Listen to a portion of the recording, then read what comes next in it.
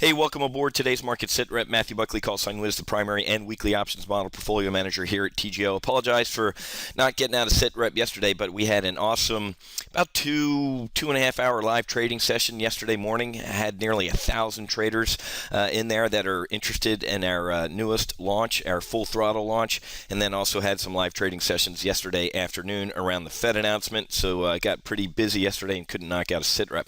Going to be trading the close today, starting at 3:30. Going to do another live trading session today, trading the close. If you want to attend, this one's on me. Go to topgunoptions.com/launch-blog, and then you can scroll down to the right here in the yellow section and just register right here. Instant registration, or check your email. There's a link in your email that if you click on, you can immediately register for the webinar. What's going on? Well, guess what, folks? As I talked about earlier in the week, the market was completely stunned by Cyprus. Then the market turned around and said, all right, well, Mario Draghi at the ECB, the IMF, Christine Lagarde, the Russians, everybody's just going to backstop Cyprus, right? You know, after this, after Cyprios woke up and the government was going to seize 10% of their bank accounts if they made a certain amount of money and 6% or if they made this amount. And then the market kind of said, who cares? We know that the Fed, the Bernac, the IMF, the ECB, everybody's going to prop everybody up, right? Well, guess what, folks? It really is a game of musical chairs right now. Everybody's walking around. The music's still going, but everybody's on. When the music stops, it's going to be a dog pile in the middle of the room to find a chair. And that's what we're seeing today in the market. The market's starting we're seeing a couple things in the market today. First of all, the ECB and Russia have essentially said, maybe we're not going to be that huge backstop to Cyprus. And ECB is threatening to cut funding on Monday, even though earlier this week the ECB said what? We're going to backstop them, quote unquote, within established guidelines. So now we're parsing words and we're into a word game here. Here's the bottom line, guys. The math doesn't work in Europe. Cyprus doesn't work. Greece doesn't work. Spain's on the edge of their math not working out. I'm going to say, actually, we'll put that in the not working out column. And Italy's getting pretty close. It's a house of cards. We covered this in depth in yesterday's free live trade brief, so I'm not going to get too much into it. But that's essentially what you're seeing in today's market is the market really starting to recognize that what happened overseas is bad. And also what the market's starting to recognize is what Ben said yesterday.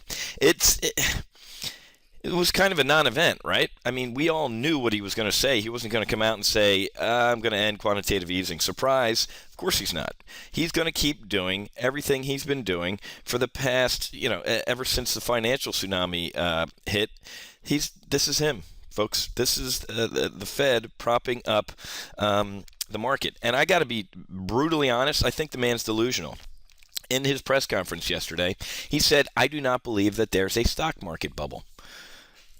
He's the bartender, right? He owns the bar. He's serving this liquidity to all the market drunks, and they're partying.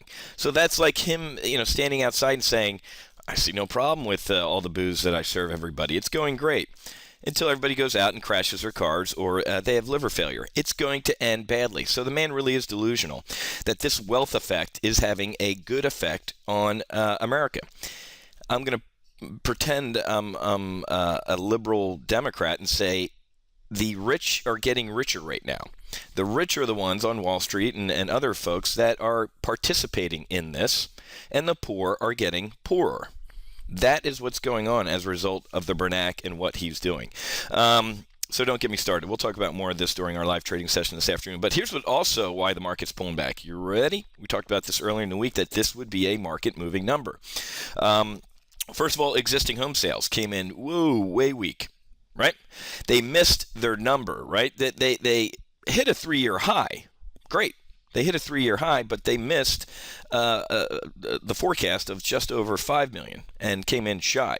The Philly Fed came in with some relatively good news, but look at this. The Conference Board's leading index actually came in pretty strong. I said this would be a market mover, and guess what? It is. Based on the University of Michigan consumer sentiment number last week, which was really weak. Remember, that's why the market pulled back. This good consumer or Conference Board number is telling the market that we are choppy. the University of Michigan numbers and this number means confusion. The market doesn't like confusion. It'll drift up. I think today's a risk-off day on Cyprus and some of these economic reports, but we're going to continue to drift up. As I covered and will cover today, I think the big one is going to be a pullback on earnings. It's not going to be a Cyprus event because this is death by 1,000 cuts. I mean, pictures of people at ATMs and deadline this, and it really is a slow bleed. So it's not like the market's going to wake up tomorrow and go, you know what, Cyprus is really freaking us out and sell off. We have earnings coming up starting in about 2-3 weeks. So that's really where we're going to see a game on. So again, make sure you register for today's webinar. Going to be a good one. This is the weekly options model portfolio. We had a trade on a GLD on bear call spread and a bull put spread up $1,800 since Monday morning. Not a bad trade with another 715 potentially to go. So looking at potential $2,500 in weekly options profits alone, and that's on only about $10,000 of risk. So a nice potential 25% return in 1 week. So if you can't join us for today's live trading webinar to see about the full throttle launch, and you just want to give weekly options a test flight on its own, well, just go to topgunoptions.com/weekly-options. We've been averaging nearly a $2,000 return per week on only about $10,000 to $15,000 of risk since mid-December, since we launched the service. Absolutely awesome. Great stuff. We have some losers? Absolutely.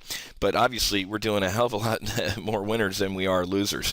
So give it a test flight. Go to topgunoptions.com/weekly-options. Click that right there. Get airborne for a couple weeks and see how we do it.